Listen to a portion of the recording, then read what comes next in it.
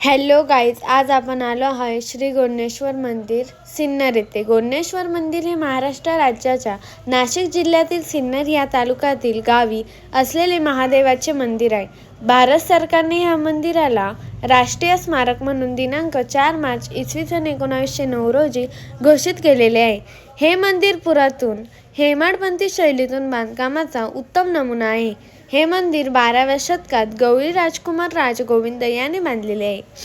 हे मंदिर 125 फूट इंटू 95 फूट आहे। हे मंदिर 5 मुख्य मंदिरांचा समूह असल्याने त्याला शैव पंचायत म्हटले जाते। यातील गोडणेश्वर मुख्य शिवमंदिर मध्यावर असून सभोवती 4 उपदिशांना असलेली मंदिरे पार्वती, गणपती, सूर्य आणि विष्णू यांची आहे। मंदिरात सभामंडप व गाभारा आहे। सभागृहात बांधलेल्या आकाशाकडे झेपावणारा मंदिराचे पटाईचे शिखर अतिशय देखणे असून अप्रतिम कोरीव काम सजवलेले आहे। गर्भगृहात रेखीव शिवपिंडी आहे। सभामंडपातील खांब नक्षीने कोरलेले असून त्यावर आणि मंदिराच्या भिंतींवर देवदेवता, गंधर्व, अप्सरा, पौराणिक आणि रामायणातील प्रसंग कोरलेले आहे। मंदिरातील शिल्पकाम त्रिमितीय असून त्यावर पडणाऱ्या परावर्तित प्रकाशावर आणि सावलीच्या छटातून मंदिराचे देखणेपण अधिकच छान दिसते। साधारण 12व्या शतकात सुरुवातीला बांधलेले दक्षिण शैलीतील सिन्नर येथील पुरातन गोडणेश्वर मंदिर हे स्थापत्यकलेचे उत्तम उदाहरण होय। मंदिराचे बांधकाम गवळी राजकुमार राजगोविंद यांनी केले आहे। दख्खन पठारावर बांधलेली मंदिरं ही साधारण काळ्या पाषाणातील असतात, पण या मंदिर एक आश्चर्य म्हणजे हे मंदिर गुलाबी वेल-सिक्युलर खडकापासून बनलेले आहे।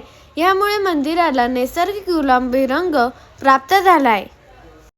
तसेच त्यावर कोरीव काम करणे हे देखील अवघड असते, तरी यावर अप्रतिम केलेली कलाकुसर पाहताच राहावी अशीच असते।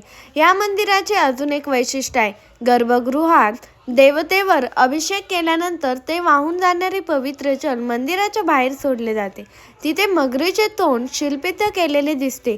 बऱ्याच मंदिरात आपल्याला गायीचे तोंड गोमुख शिल्पित केलेले दिसते आणि त्यातून ते जल बाहेर पडते। गोमुखातून आलेले जल हे पवित्र मानले जाते, परंतु गोमुख इसवी सन 13व्या शतकात दिसू लागते। त्याआधी मकर प्राण्याला अर्थात मगरीने तोंड कोरलेले दिसते। मगर हे गंगेचे वाहन आहे, त्यावर तोंडातून येणारे जल ते गंगाजल हे सांगण्यासाठी मगरीचे गंगेचे असलेले नाते स्पष्ट करण्यासाठी मकर मुख केलेले दिसते। अशाच नवनवीन व्हिडिओत आपण भेटूया। Please like, share and subscribe to my channel. Follow for more videos. हा व्हिडिओ तुम्ही कुठून बघताय ते मला कमेंट करून सांगा। तुम्हाला माझ्या चॅनलवर आणखी कोणकोणते व्हिडिओ पाहिजे ते देखील कमेंट करून सांगा। Please like, share, subscribe to my channel. Follow for more videos.